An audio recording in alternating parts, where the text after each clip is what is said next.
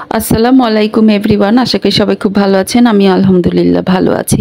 তো এখন যেহেতু আমের ভরপুর মৌসুম এবং একদম রাজশাহীর আম পাওয়া যাচ্ছে, তো ভাবলাম যে আমের রেসিপি নিয়ে আপনাদের সঙ্গে হাজির হয়ে আজকে এমন একটা রেসিপি নিয়ে আসছি যে এটা খালিও খেতে পারবেন, এটা ফালুদা দিয়েও খেতে পারবেন, এটা কাস্টার্ডের সঙ্গেও খেতে পারবেন, আবার কেকেও ডেকোরেশন করতে পারবেন। তো দেখিয়ে দিচ্ছি, খুব ইজি প্রসেস।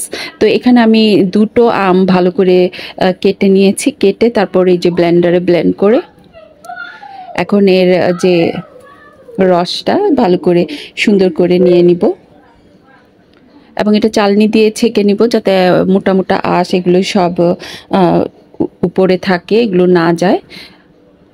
যদিও তেমন একটা যায় না, সবই ব্লেন্ড হয়ে একদম মিহিন হয়ে যায়, তারপরেও করে নিচ্ছি। দুই একটা থেকে যায়, তো সব চেষ্টা করবেন, তাহলে পুডিংটা হবে একদম স্মুথ। তো এই তো আমি ছেঁকে নিয়েছি, এই তো আমার এতটুকু হয়েছে। তো আমি এই আমের এই পিউরিটা দিয়ে এখন আমি আপনাদেরকে খুব সহজভাবে করে দেখাচ্ছি যে আমি কিভাবে করে থাকি। তো দুইটা আম থেকে এই এতটুকু রস হয়েছে। তো তারপর আমি চলে যাচ্ছি নেক্সট প্রসেসে। এখানে আমি নিয়ে নিয়েছি দুধ। দুধ নিয়ে নিয়েছি প্রায় আধা লিটারের মতো। দুধটা আমি আগেই কিন্তু জাল দিয়ে নিয়েছিলাম, জাল দিয়ে রেখে দিয়েছি। এটা কিন্তু বেশি ঘন করার কোনোই প্রয়োজন নাই, জাস্ট একটু গরম হলেই হয়ে যায়। আগে যেহেতু একবার জাল করে নেওয়া হয়েছে, তো যখন দুধটা গরম হয়ে যাবে তখনই কিন্তু এর ভেতরে দিয়ে দিব আমের যে আমরা কাঠটা বের করেছি সেই জুসটা। তো আমটা কিন্তু ভালোই মিষ্টি ছিল, মিষ্টি। তারপরেও এখানে আমি চিনি অ্যাড করছি। চিনিটা কিন্তু অপশনাল, চাইলে আপনারা যদি চান যে হালকা মিষ্টি খাবেন তাহলে চিনিটা অ্যাড না করলেও হবে। তো আমি এখানে 2 টেবিল চামচ পরিমাণ চিনি দিয়ে দিয়েছি, দিয়ে আবার নেড়ে চেড়ে চিনিটা খুব ভালো করে গলিয়ে নিয়েছি। গলিয়ে নেওয়ার পর এখানে 1 পিঞ্চ অফ সল্ট দিয়ে দিব, সামান্য লবণ, যাতে পানসা ভাবটা চলে যায়। যে কোনো মিষ্টি আইটেমে দেখবেন একটু লবণ দিলে কিন্তু এটার টেস্টটা কিন্তু আরও বেশি বেড়ে যায়। আমি তো সব মিষ্টি আইটেমেই লবণ দিয়ে থাকি।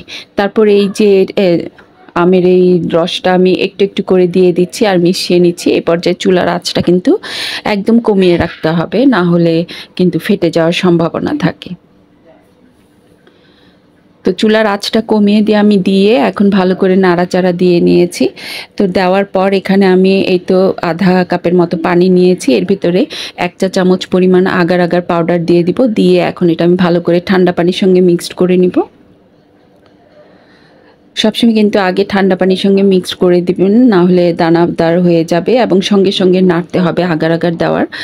দিয়ে এখন আমি মিডিয়াম ফ্লেমে এটা জাল করে নিব। জাস্ট একবার উতাল আসার সঙ্গে সঙ্গে এটা নামিয়ে ফেলতে হবে। নামিয়ে যেই পাত্রে আমি এখন পুডিংটা সেট করব ওখানে আমি ঢেলে দিচ্ছি। এখন ঢেলে এটা রুম টেম্পারেচার আগে একটু ঠান্ডা করে নিব, তারপর ফ্রিজে রেখে দিব প্রায় 15 থেকে 20 মিনিট, তাহলে কিন্তু একদম শক্ত হয়ে যাবে। তারপরে যে যার শেপ অনুযায়ী কেটে নেবেন। এখানে আমি কিউব আকারে কেটে নিচ্ছি, যেহেতু এটা আমার হচ্ছে ম্যাঙ্গো কিউব পুডিং, তো আমি কিউব আকারে কেটে নিচ্ছি। যার পছন্দ অনুযায়ী কেটে নেবেন। আর এভাবে কেটে নিয়ে কিন্তু আমরা এটা ফালুদা, কাস্টার্ড অথবা কেকের উপরে ডেকোরেশন সবই করতে পারি। আবার এটা খালিও খেতে পারি, অসাধারণ লাগে ঠান্ডা ঠান্ডা খেলে। আর যেহেতু এখন প্রচণ্ড গরম, এই গরমে ঠান্ডা আইটেমটা খেতে কী যে ভালো লাগে। আশা করি আপনাদের এই রেসিপিটি ভালো লেগেছে। ভালো লাগলে অবশ্যই লাইক, কমেন্ট এবং শেয়ার করতে ভুলবেন না। আজকে এই পর্যন্ত, সবাই ভালো থাকবেন। আল্লাহ হাফেজ।